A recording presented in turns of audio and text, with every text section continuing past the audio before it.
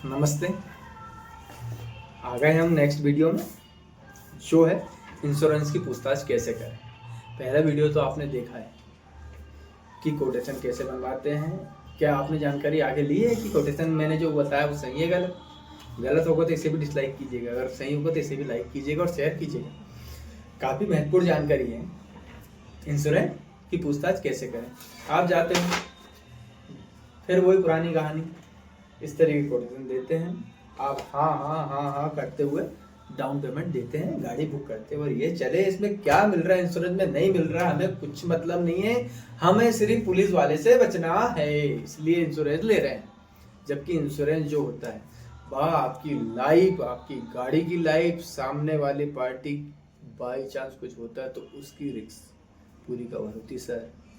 इसलिए इंश्योरेंस कराने से पहले पैसे तो दे ही रहे हैं ना, पूछताछ करने में कुछ जा रहा है कि आपका नहीं जा रहा ना। तो पूछताछ किससे करना है? जिस कंपनी से आप इंश्योरेंस ले रहे हो उसी कंपनी के मैनेजर से बात कीजिएगा, वो भी लिखित में। क्या लिखवाना है, क्या पूछना है? आप उपभोक्ता हो, लेकिन उपभोक्ता नॉर्मल नहीं, जागरूक उपभोक्ता हो, उस हिसाब से बात करिएगा। मैं पैसे दे रहा हूँ, मेरा हक है जानने का, ठीक है। उसमें आप ज़्यादा लगे पैसे, 2-3 हज़ार रुपये आप ज़्यादा दीजिएगा, लेकिन पूरी चीज़ की जानकारी लीजिएगा सर लिखित में। क्या पूछना है? सर आप 28,500 रुपये मुझसे ले रहे हैं, ठीक है, मैं देने को आपको तैयार हूँ, क्या यहाँ कैशलेस है? लिखवाइए। आप वो बोलेंगे ठीक है यह कैशलेस है, लिखवाइए सर कैशलेस। सेकंड चीज़ पूछिएगा, जीरो डेप है, जीरो डेप है या नहीं। जीरो डेप में आपके जेब से 1 रुपये भी नहीं जाता, इसलिए हमेशा जीरो डेप ही लीजिएगा। तीसरा है RTI, रिटर्न टू इनवॉइस, जरूर पूछिएगा है या नहीं। RSA, सर RSA का बड़ी गाड़ी में बहुत ज़्यादा पैसा नहीं लगता, लेकिन RSA की आप अगर कभी सर्च मार के देखिएगा सर, ये RSA के अगर बारे में बात करूँगा यही बहुत बड़ा टॉपिक होगा, लेकिन मैं आपको बता रहा हूँ ये 24/7 घंटे की जो इमरजेंसी, कभी भी आपकी गाड़ी किसी भी रोड में कहीं पे भी अगर पंचर भी होगी ना सर, तो RSA अगर लेते हो तो सिर्फ एक फ़ोन में आपको पूरी मदद मिलेगी। आपका परिवार अगर जिस जगह पे है उसे जहाँ जाना है उसे सुरक्षित जगह पे कौन पहुँचाएगा? इंश्योरेंस कंपनी वाले। कब? तत्काल, चाहे रात हो दिन हो कभी भी हो, पंचर हुई है तो पंचर ही कौन सुधराएगा? इंश्योरेंस वाले। इसलिए RSA जरूर लीजिएगा सर। की रिप्लेसमेंट, सर की रिप्लेसमेंट भी चाबी आप समझ रहे हैं सर, हो जाती, खो जाती, रखा जाती, कहीं गिर जाएगी, कुछ भी हो जाएगा, 2 चाबी होती है, 2 में से 1 खो गई, तो की रिप्लेसमेंट आप लीजिएगा। ये भी आप बहुत ज़्यादा पैसा नहीं लगता सर, कुछ ही पैसा लगेगा, 100-200, लेकिन की रिप्लेसमेंट जरूर लीजिएगा।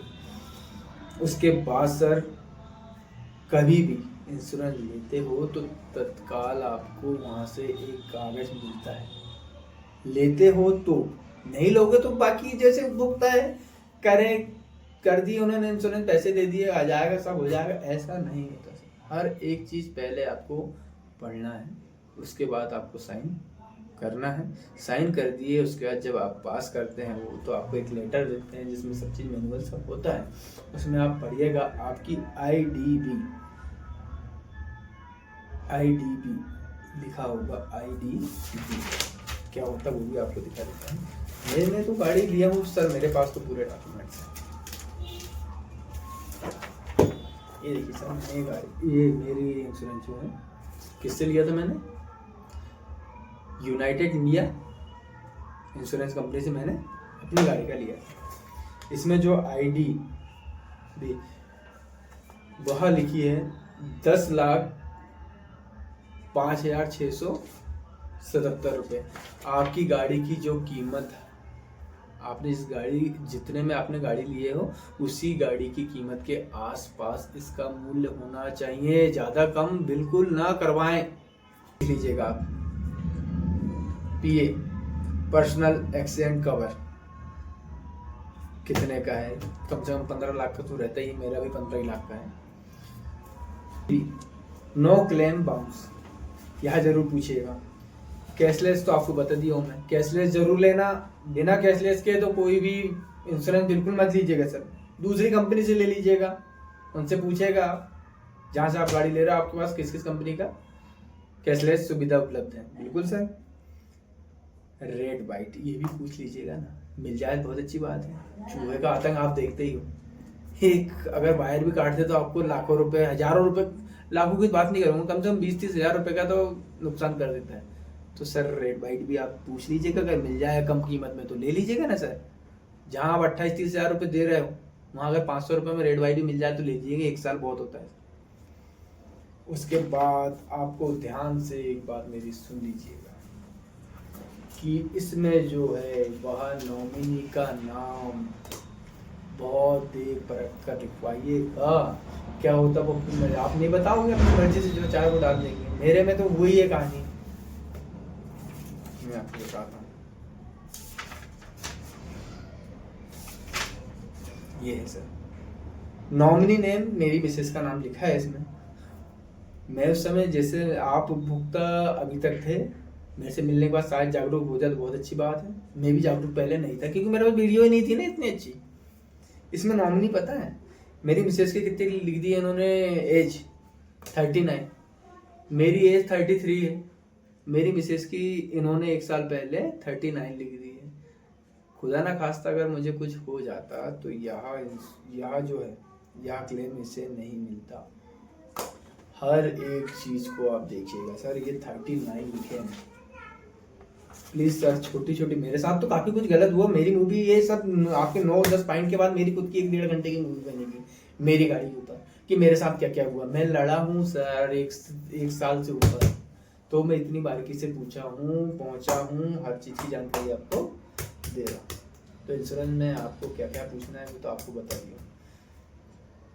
आपकी अगर कुछ और राय हो तो आप कमेंट सेक्शन में से दीजिएगा कि सर इंश्योरेंस में और ये भी रह गया, यह भी आप अपनी वीडियो में नोट करवाएं, तो मैं वो भी करवाऊंगा